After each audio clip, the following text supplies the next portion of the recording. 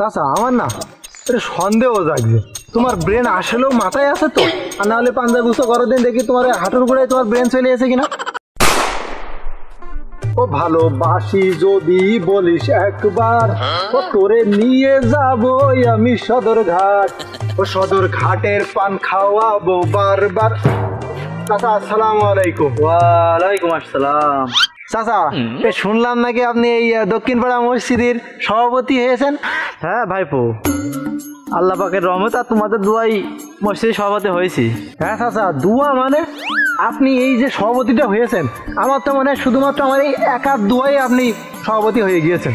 হ্যাঁ, তোমার একার দুয়ার সভাপতি হয়ে গেছি আমি? তা কিভাবে হয়? ও হয় চাচা হয়, ও আপনি জানেন না, ঠিক আছে।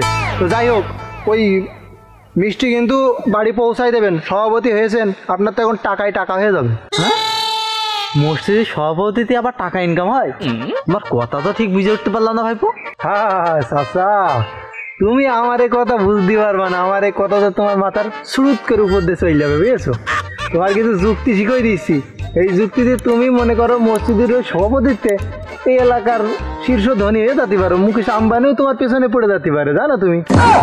তুমি ক্লিয়ার করে দিন কথাগুলো, তুমি কি বলতে চাচ্ছ? আরে ধুর ছ্যাতার মাথা চাচা, আসলে আপনি কিছু জানেনই না, আপনার সভাপতির পদ নিতে বলেছে কিনা। এই সভাপতির পদ নিয়ে খুব ইজিলি এলাকার যেসব সাধারণ জনগণ রয়েছে সিস্টেম করে তাদের হাতে টাকা বাইকে সেই টাকা নিজের পকেটে ঢুকানো যায়। এটাও আবার সম্ভব? তা আবার এই মসজিদ থেকে? তা কীভাবে একটু বলো দিন শুনি। চাচা আপনি যে মসজিদটার সভাপতি হয়েছেন, ওই মসজিদটা যেন কয়তলা? ভাবে আমাদের মসজিদ হলো একতলা। হ্যাঁ, এইটাই হলো একটা গ্রেট পয়েন্ট চাচা, বুঝেছো? এই যে একতলা মসজিদ রয়েছে, এই আজকে বুধবার, আজকের দিন পার হলেই পরে যেই কিন্তু তুমি জুম্মা পেয়ে যাচ্ছ। এই জুম্মা পেয়ে ওখানে যে তুমি ইমামের বক্তব্যের পরে যে ভাষণ দেবা যে আমাদের মসজিদ একতলা, এখানে অনেক জনগণ হয়, মুসল্লি অনেক বেশি, নামাজ পড়ার জায়গা নেই, এখান থেকে একবারে যে বলবা যে মসজিদ আমি 3 তলা করে দেবো। একতলা থেকে সোজা 3 তলা? এ কিভাবে সম্ভব? এত টাকা তো মসজিদ ফান্ডে নেই।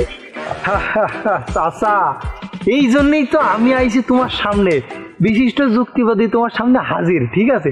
তুমি একটা কাজ করো, তুমি ওই যে যখন ওই কথাগুলো বলবা, বলার পরে তুমি বলবা একদম বিসমিল্লাহ 3 লাখ টাকা আমি সভাপতি নিজে দেবো। ধুর মিয়া, আমার ঘরে চাল ফুটো, পানি হলে টপ টপ করে আছে, ঘরে পরে পানি, আমি 3 লাখ টাকা অন্ত দেবো?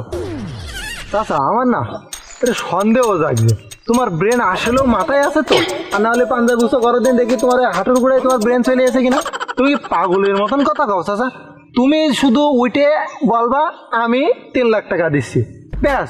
তুমি 3 লাখ টাকা যখনই কথা বলবা তখন দেখবা ওই যে তোমার এলাকার যে মুসল্লি টুসল্লি আছে এগুলো ঢপ করে উঠবে, অমুক 10 বস্তা সিমেন্ট, অমুক আছে 15 বস্তা সিমেন্ট, অমুক 20,000 টাকা। টাকা তখন ওর থাকবে না, কি সব চিন্তা ভাবনা করে নিয়ে তুমি সভাপতি হয়েছো মিয়া। ও তাহলে তোমার টাকা খাওয়ার সিস্টেম তাহলে এই। কিন্তু ভাইপো একটা সমস্যা তো আছে, ওই জনগণ যখন টাকা দেবে, টাকার হিসেব কিতাব থাকবে তো সব কেশিয়ারের কাছে, আমি ওখান থেকে কীভাবে টাকা খাবো? দূর চাচা, এইটা আবার কোনো সমস্যা হলো নাকি?